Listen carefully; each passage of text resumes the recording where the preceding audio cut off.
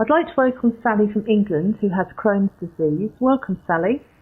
Good morning. Nice to be with you. Thank you.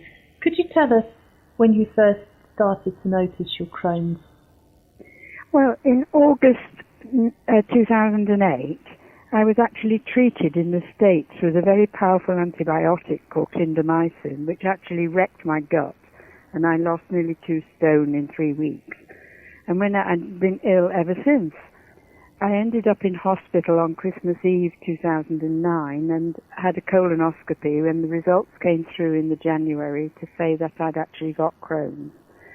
And really the effects were that I was terribly depleted in fluids and nutrients, and actually had a neutrophil count which was totally excessive. I mean, normal neutrophils, the white blood cells in the blood, are at 4.5, and mine were 44, which was double the amount of anybody with pneumonia.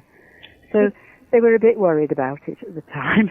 And I had a very serious bout of pancreatitis in the February and was operated on for gallstones and eventually sent home.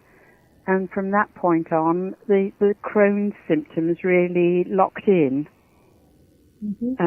I was 68 at the time, and I mean, I'd been very, very active, running not just 3 acres of garden, but doing catering and supply teaching as a science teacher, and therefore had been a very busy person. And at that point, I sort of did nothing but sit, and gradually various symptoms exhibited themselves. Extreme tiredness, very much like ME. My joints all swelled, and they call that arthropathy.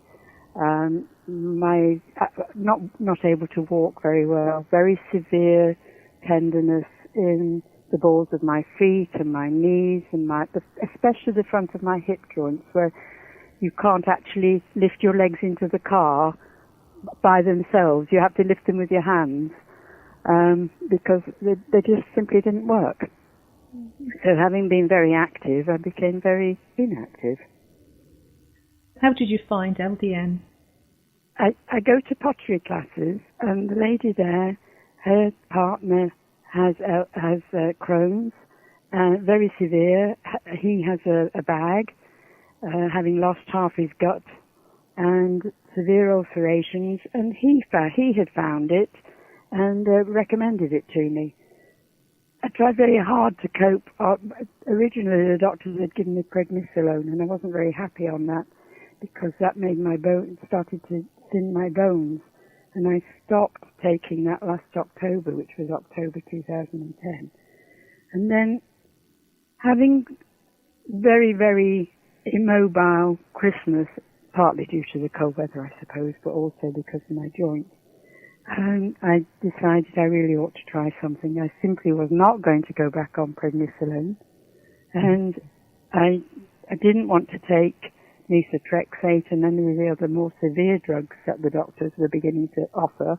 Therefore, I decided to try LDN, and I went to the same-day surgery and spoke to the doctor there, and he actually was very kind, and instead of expecting me to travel up to North Finchley from our part of England, actually was very happy after a very long talk and discussing all my symptoms, he decided that he could prescribe me LDN on the telephone. So when did you start? I started in February, and to be honest, I started on 1 milligram, although I think the pharmacy thought I was starting on 1.5, but in fact I started just on 1 milligram. And within 1 week, I have to say this, my legs started to work. I could actually begin to lift my legs into the car. You know, I would sit down sort of bottom first from the door, and then had previously had to swivel and literally pull my trousers to lift my legs.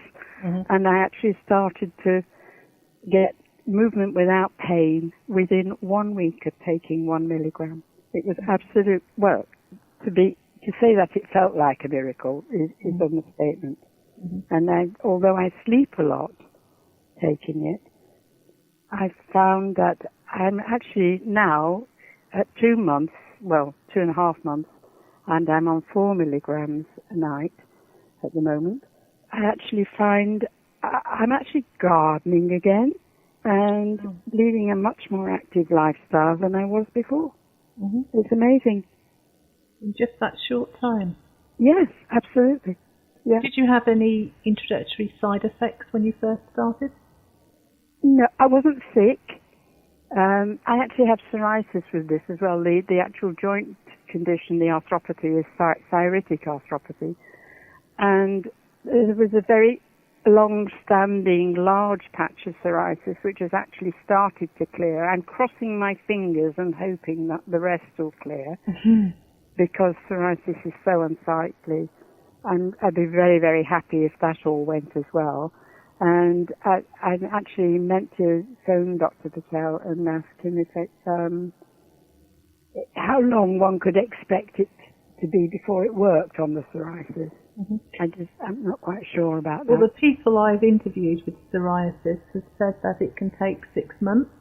Oh, right. So if you've started to notice something already, that is fantastic. Yeah, it's withdrawing, funnily enough, the oldest part. And having read a bit about the LDN, you know, that these symptoms can be a bit worse sometimes for a start. And, you know, I wasn't worried about it. I was just hoping that it would go ultimately, you know. Oh, that would be really interesting. Well, it will, yes. Well, yeah, I actually feel, you know, sort of after 2.5 years of loafing around in bed, feeling depressed and wondering what the hell's going to happen. Is my life ending at 68, 70, you know?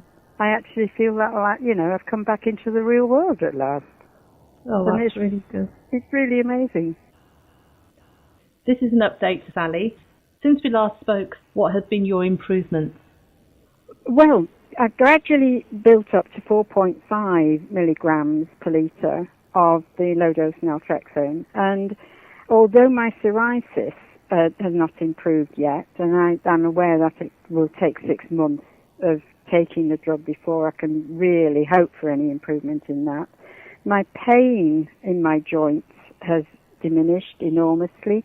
I don't get the balls of my feet swelling anymore because I couldn't really walk properly, and I used to have to lift my legs into the car, and I can actually walk, and I'm stronger, and I'm gardening. And my consultant was, I think, very keen, first of all, that I had a proper prescription, and his main concern when I consulted him, his main concern was that the pharmacy was a reputable one in order to produce the proper dose of naltrexone. And I put his mind at rest about that with Dixon's. And he brought my appointment forward because I was supposed to see him in August, and I think he was really curious to find out whether there had been any improvement or not. So he booked me in for an MRI scan, which I had on the 20th of May. And then on the 4th of June, which was no time at all, the results of the scan came through, which was extremely positive. And instead of having nearly 30 centimetres of thickened ilium wall at the end of the ilium, it had reduced to 10 centimetres. And the junction of the ilium and the cecum and the ascending colon, which had erythema, or whatever they call it, and patches of inflammation, was absolutely clear. And his words, quoting, however, there's no evidence of any significant inflammation around this area or any evidence of stricturing or obstruction. And he said that he thinks it reflects an improvement in the disease extent and severity compared with the scan that I'd had 2 years ago, which is absolutely marvellous. As you can imagine, I was on top of the world. Oh, that's amazing, isn't it?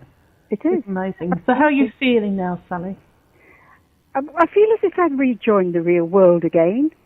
I can achieve most things. I do occasionally get tired. Obviously, you get so excited about being able to do things, you overdo it. And I mean, I did hit 70 in February, so I mean, I'm entitled to be a bit tired sometimes after lunch. So I do occasionally need a bit of a rest, but other than that, I achieve almost what I used to do before this thing hit me 3 years ago. Well, that is one success story, isn't it? It is, and I'm really, really pleased, and I'm very, very grateful to all the advice that everybody gives, you know, especially the sufferer in Glastonbury who initially told me about it. You have to be quite vigilant about eating the right things, and I don't risk eating too many pips and scratchy things, and I always make sure I have good nutrition, and I have attended acupuncture for healing, and I think emotional and other aspects of physical support are really important, and I would advise anybody to take the proper dietary supplements that, say, a good nutritionist could recommend. But you do need, you don't get much help from the dietitian in the hospital or anything. But if you go to proper nutritionists, you can get some really good support and help to heal that part of the gut. It's quite important to have BioLive support, you know, the bacteria, and the glutamine, which helps heal the gut lining. I mean, gut cell walls don't heal without the amino acid glutamine. I didn't know that, but the nutritionist tells you this. Mm-hmm. And it's really important to support your body for healing and for your own positive attitude. You know, be positive, be proactive, do everything right, and you'll get there. And we'll watch this space on the psoriasis. Yes. Good luck with that. That is wonderful. And maybe next year we can do a further follow-up. Well, thank you, Sally, very much for sharing your experiences with us, and long may LDN continue to work for you. Thank you, Linda. Let's hope that we can actually get some decent research done, which would support it being available on the NHS. That's what I'd really like to see, because from personal experience, it's been extremely useful. Well, thank you very much.